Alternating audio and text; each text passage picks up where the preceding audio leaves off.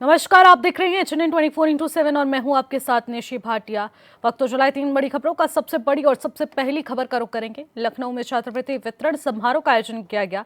CM योगी ने समारोह में शिरकत कर कार्यक्रम का शुभारंभ किया है और इस मौके पर सीएम योगी ने समारोह के अंतर्गत 3,96,602 छात्र छात्राओं को 89.96 करोड़ की धनराशि का हस्तांतरण किया। इस मौके पर सीएम योगी ने कहा कि प्रतिभावान छात्र छात्राओं को आगे पढ़ाई करने में आर्थिक रूप से कोई परेशानी न हो, इसके लिए सरकार खास ख्याल रख रही है।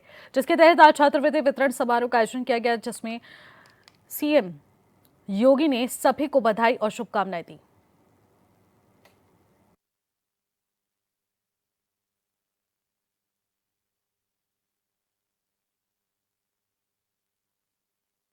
आज यह छात्रवृत्ति वितरण का शुभारंभ हो रहा है, जिसमें 4 लाख से अधिक छात्र छात्राएं अपना स्कॉलरशिप और शुल्क प्रतिपूर्ति प्राप्त कर रहे हैं। अब ये सिलसिला हमने इसलिए शुरू किया है कि जिससे समय से सभी छात्राओं को उसकी स्कॉलरशिप और शुल्क प्रतिपूर्ति समय पे प्राप्त हो सके।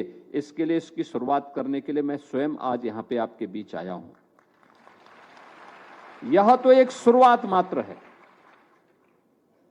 एक शुरुआत मात्र है। इससे भी बड़ी संख्या छात्र छात्राओं की है जिनको ये छात्रवृत्ति मिलनी है, और छात्रवृत्ति भी बिना किसी हस्तक्षेप के प्राप्त होनी है। आप याद करिए 2017 के पहले, जिसके बारे में असीम अरुण जी, नरेंद्र कश्यप जी, दानिश आजाद जी और संजीव गौड़ जी कह रहे थे, क्या होता था जब कोई व्यक्ति छात्रवृत्ति वितरण करता था तो छात्र के पास छात्रवृत्ति नहीं पहुंच पाती थी, मनमाना होता था। जो छात्रवृत्ति सितंबर अक्टूबर में प्राप्त होनी चाहिए और छात्रवृत्ति मार्च अप्रैल तक पहुंच पाती थी, और उसमें भी भेदभाव होता था। 2016 में अनुसूचित जाति जनजाति की छात्रों की छात्रवृत्ति ही नहीं मिल दी गई। जब 17 में हमारी सरकार आई तो मैंने एक साथ 17-18 की भी और 18-19 की भी छात्रवृत्ति, 16-17 की भी और 17-18 की भी छात्रवृत्ति एक साथ प्रदेश भर के सभी बच्चों को उपलब्ध करवाई थी, जिससे वे सभी बच्चे जो इसके हकदार थे उनको छात्रवृत्ति प्राप्त हो सके। अभी आपने देखा होगा असीम अरुण जी ने जो कहा, हमारे कुछ जनपदों में मुझे शिकायत मिली थी कि अनुसूचित जाति जनजाति से जुड़े हुए छात्रों की छात्रवृत्ति कुछ संस्थाओं ने डाटा अपलोड न करने के कारण वह छात्रवृत्ति उन्हें प्राप्त नहीं हो पाई और डाटा लॉक हो गया। हम आज उस पर निर्णय करने वाले हैं और उन सभी छात्रों को, जिनकी संख्या 5 लाख के आसपास है, उनको स्कॉलरशिप देने की व्यवस्था कर रहे हैं। उसके लिए पैसा तैयार कर लिया गया है और मुझे लगता है कि दीपावली के पहले पहले उन छात्रों को भी स्कॉलरशिप जो गत वर्ष की बची हुई थी, और ये केवल न केवल छात्रवृत्ति मिल रही, बल्कि जिन लोगों की गलती से वह छात्रवृत्ति नहीं मिली थी उनकी भी जवाबदेही उसमें तय हो रही है कि आखिर वे छात्र इससे वंचित कैसे। क्योंकि हम लोगों ने एक चीज को देखा है और दुनिया के अंदर भी इन बातों पर विशेष ध्यान दिया जाता है। खासतौर पर हर व्यक्ति इस बात को जानता है कि आर्थिक प्रगति का जो पैमाना है वह शिक्षा से शुरू होती है, बेहतर शिक्षा से शुरू होती है। सस्टेनेबल डेवलपमेंट गोल, सतत विकास के लक्ष्यों को प्राप्त करने में भी शिक्षा की एक बड़ी भूमिका है। और दुनिया के अंदर जहां भी वंचित तबका है, जहां भी व्यवस्था से उपेक्षित तबका है, अगर उन्हें विकास के लक्ष्यों को प्राप्त करना है तो सबसे पहली प्रायोरिटी होती है शिक्षा। और शिक्षा में उन वंचितों को स्कॉलरशिप और शुल्क प्रतिपूर्ति की व्यवस्था के साथ जोड़ करके उत्तम और बेहतरीन शिक्षा के माध्यम से उनके विकास के मार्ग को प्रशस्त करना, उनकी प्रतिभा का लाभ विकास की योजनाओं में लेना, ये दुनिया के अंदर भी है और पिछले 11 वर्षों में प्रधानमंत्री मोदी जी के नेतृत्व में हमने भारत के अंदर भी देखा है। आप याद करिए, हमारा ही देश है जिसने शिक्षा के अधिकार को एक मौलिक अधिकार बनाया। आरटी के तहत हर छात्र स्कूली शिक्षा प्राप्त कर सके, यह अनिवार्य किया गया। 5 से लेकर 14 वर्ष के बच्चे को स्कूल में होना चाहिए, अनिवार्य हो। बेटी को स्नातक तक की शिक्षा फ्री में प्राप्त हो, इसके लिए अनेक स्कीम तैयार की गई। और राष्ट्रीय शिक्षा नीति जिसे प्रधानमंत्री जी ने 2020 में लागू किया, ये राष्ट्रीय शिक्षा नीति भी हर छात्र और छात्रा को स्कूल तक पहुंचाने, इसके लिए उसे सुविधा संपन्न करने और ड्रॉप आउट रेट को न्यूनतम स्तर पर पहुंचा करके शिक्षा को सर्वसमावेशी बना देना, यानी सबके लिए उपलब्ध करवा देना। इसके लिए अलग अलग मॉडल दिए जा रहे हैं। इसके लिए छात्रवृत्ति, प्री मैट्रिक और पोस्ट मैट्रिक छात्रवृत्ति, जो समाज के अंतिम पायदान पर बैठा हुआ व्यक्ति है, उसको ये प्राप्त हो सके, इसके लिए लगातार प्रयास हो रहा है। और आज तो प्रधानमंत्री जी ने भी व्यवस्था कर दी है, अब आने वाले समय में 1 नेशन 1 स्कॉलरशिप की व्यवस्था, यानी एक साथ स्कॉलरशिप एक क्लिक से छात्र के स्कूल में एडमिशन लेते ही, जैसे ही पोर्टल के माध्यम से आएगा कि संजीव गौड़ ने एडमिशन ले लिया, छात्रवृत्ति उसके अकाउंट में पहुंच जाएगी।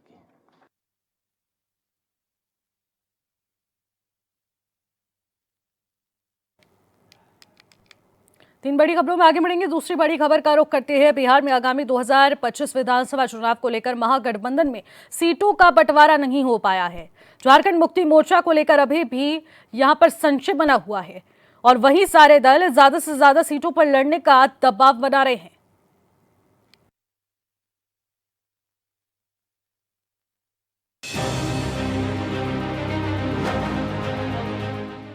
झारखंड में जेएमएम, कांग्रेस और आरजेडी गठबंधन की सरकार है, लेकिन पड़ोसी राज्य बिहार में समीकरण कुछ अलग है।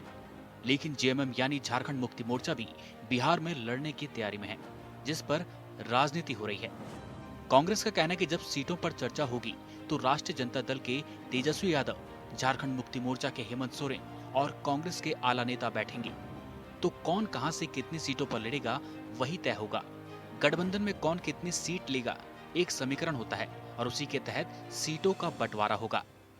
नहीं, सीटें देने और नहीं देने की बात ही नहीं है। बातें सारी तय होंगी जब बिहार में महागठबंधन के सारे दलों के नेता बैठेंगे। यहाँ उनके जो मुखिया हैं हेमंत सोरेन जी बैठे, या उनके जो भी प्रतिनिधि उस बैठक में रहेंगे, तेजस्वी जी बैठेंगे, हमारे कांग्रेस पार्टी का नेतृत्व बैठेगा। लगभग सारी चीजें तय हैं।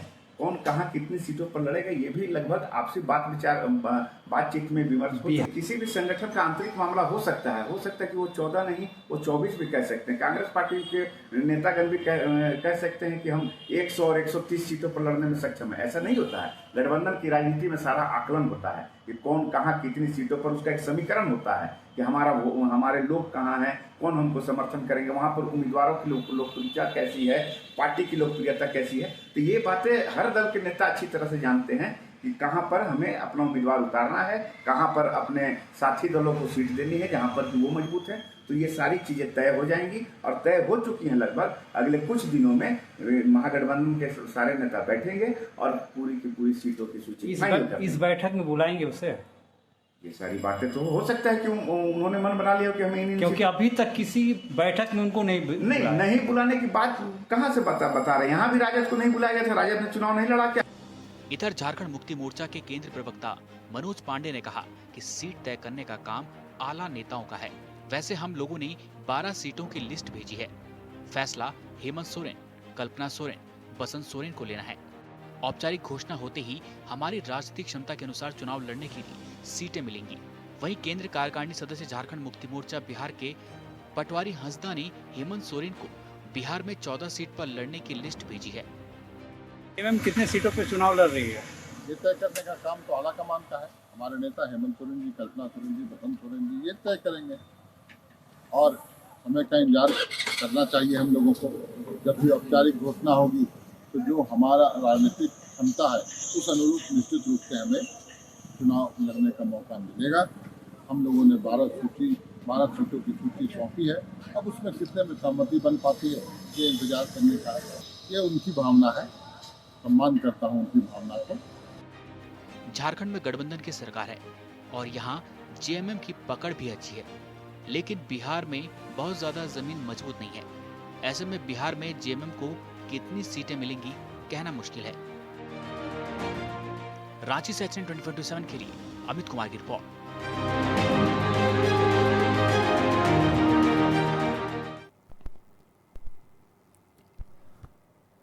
तो बिहार की सियासत में एक बार फिर से बवाल देखने को मिल रहा है, जहां पर बिहार विधानसभा चुनाव 2025 को लेकर सियासत गर्मा चुकी है। महागठबंधन में सीट बंटवारे पर भी अभी सियासत इस कदर गरमाई हुई है कि सभी ज्यादा से ज्यादा सीटों को हथियाने के लिए इस वक्त मैदान में उतर रहे हैं। महागठबंधन में सीट बंटवारे पर अभी भी सस्पेंस बरकरार है।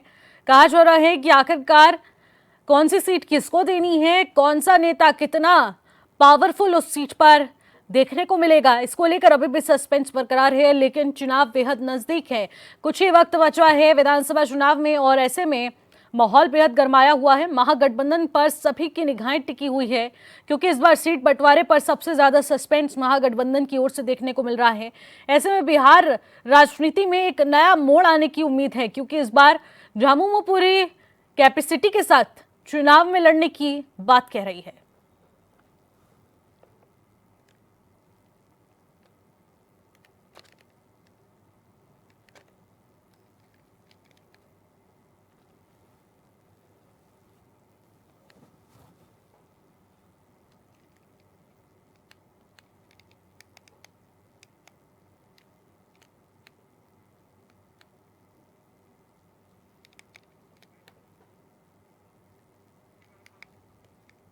तो ऐसी खबर पर ज्यादा जानकारी के साथ विकी वर्मा हमारे संवाददाता सीधे हमारे साथ लाइव जुड़ रहे हैं। विकी, बिहार विधानसभा चुनाव 2025 को लेकर सियासत बेहद गरमाई हुई है। महागठबंधन में सीट बंटवारे पर आखिरकार इतना ज्यादा सस्पेंस क्यों है?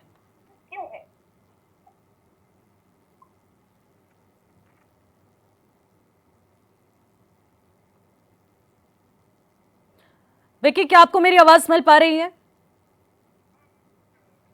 ठीक है, तो विकी से संपर्क साधने की कोशिश करेंगे, लेकिन उससे पहले आपको ये बता दें कि बिहार विधानसभा चुनाव 2025 को लेकर जो सियासत में इस वक्त उछाल देखने को मिल रहा है, क्योंकि एक तरफ सीट बंटवारे को लेकर अभी भी कोई कंक्लूजन नहीं निकल पा रहा है, एक तरफ सस्पेंस बरकरार है, लेकिन सबसे बड़ी बात इस वक्त ये देखने को मिल रही है कि हेमंत सोरेन को बिहार में 14 सीटों पर यहां दावेदारी करने का मौका मिलेगा।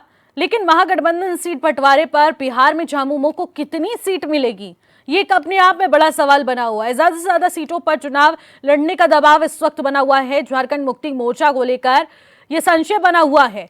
हेमंत सोरेन को बिहार में 14 सीटों की लिस्ट भेजी गई है, लेकिन अभी भी इसमें भी संशय है कि आखिरकार क्या इतनी सीटों पर ही झामुमो इस बार बिहार विधानसभा चुनाव में दखलंदाजी देगी। आखिरकार क्या इन 14 सीटों पर झामुमो सिमट कर रह जाएगी, ये अपने आप में बड़ा सस्पेंस बरकरार है। लेकिन अभी भी इस सस्पेंस को बरकरार रखा जाएगा क्योंकि अभी भी सीटों का बंटवारा सही तरीके से नहीं हो पाया है। बिहार विधानसभा चुनाव 2025 में बेहद कम समय बाकी रह गया है। सभी पार्टियों ने मजबूती से अपनी तैयारियां कर ली हैं। चुनावी मुद्दों के तहत रणनीतिक तौर पर यहां पर सभी साठगांठ बनाते हुए इस बार चुनावी मैदान में उतरे हुए हैं। लेकिन इस बार सबसे ज्यादा सस्पेंस सीटों को लेकर बना हुआ है। झामुमो की लिस्ट में आखिरकार वो कौन से नाम शुमार होंगे, ये भी अपने आप में बड़ी बात है। खबरों में आगे बढ़ेंगे, तीसरी बड़ी खबर का रुख करते हैं। उत्तराखंड के उत्तरकाशी में 5 अगस्त को आई आपदा ने धराली को पूरी तरह से बर्बाद कर दिया। लगातार हुई बारिश से कई गांवों पर आज भी खतरा मंडरा रहा है। एक गांव के लोग विस्थापन की मांग कर रहे हैं क्योंकि घरों पर दरारें पड़ चुकी हैं।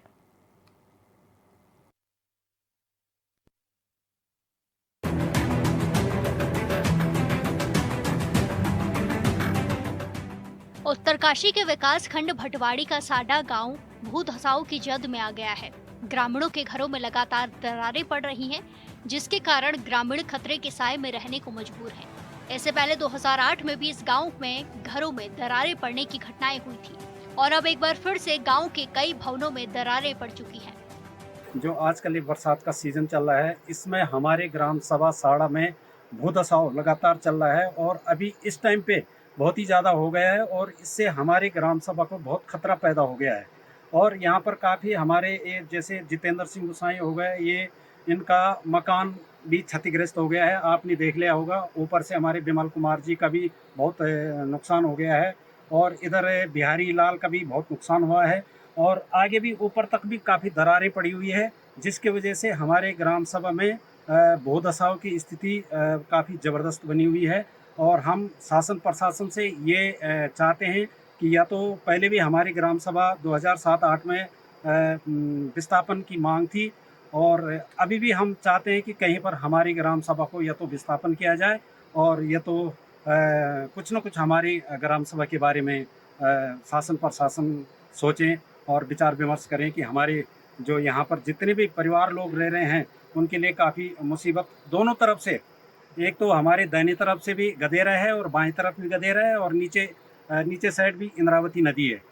हमारी ग्राम पंचायत साड़ा में जो है विगत कई दिनों से भूस्खलन हो रहा है, जिससे पूरे गांव को खतरा पैदा हो गया है और हम ये चाह रहे हैं कि ग्राम पंचायत साड़ा के विस्थापन व मुआवजा दिया जाए। इससे हमने माननीय विधायक जी से भी बात करी है, डीएम साहब से भी मिले हैं और तहसीलदार साहब से मिले हैं। तो यहाँ पे जो है भू वैज्ञानिक भी आए थे, उन्होंने भी देखा है कि आपके उसमें जो है अब आगे सरकार क्या करती क्या नहीं करती, पर हमारी मांग ये है कि पूरा गांव विस्थापन किया जाए और इससे पहले जो है फ़िलहाल के लिए जो है मुआवजा दिया जाए जब तक विस्थापन नहीं होता है। ये हमारी सारे गांव की मांग है। खेती और यहाँ पे जो है लगभग जो है खेती भी जो है 50% नुकसान हुआ खेतों का। ये हमारी जो है नकदी फसल भी इसमें थी और क्यारी भी थे, ये सारी फसल भी बर्बाद हो गई। ग्रामीणों की छानियां पूर्ण रूप से क्षतिग्रस्त हो गई है और आवासीय भवनों में धीरे धीरे दरारें पड़ रही हैं। कई भवनों के आंगन टूट चुके हैं और ग्रामीण खतरे के साए में इन घरों में रहने को मजबूर हैं। ग्रामीणों का कहना है कि सरकार इस गांव का भूवर्गीय सर्वेक्षण कराकर उन्हें यहां से सुरक्षित स्थान पर विस्थापित करे। दुनिया भर की परेशानी उठी, रात दिन चढ़ नहीं हम जाए पर ना चढ़ी भरे आपका कल्याणी थी बरखा में यखन गदर आए तखन गदर आए जब छाड़ो आए पानी भीतर आए मार पानी के हो रहे क्या देखदार नजर आँख नहीं दिखाने को लगे। क्या होना तुम्हारे मकान पर, क्या होना मकान पर भी दरार है छकी क्या कन सीधे कन चाणा विस्थापन है वहाँ तो बढ़िया थे।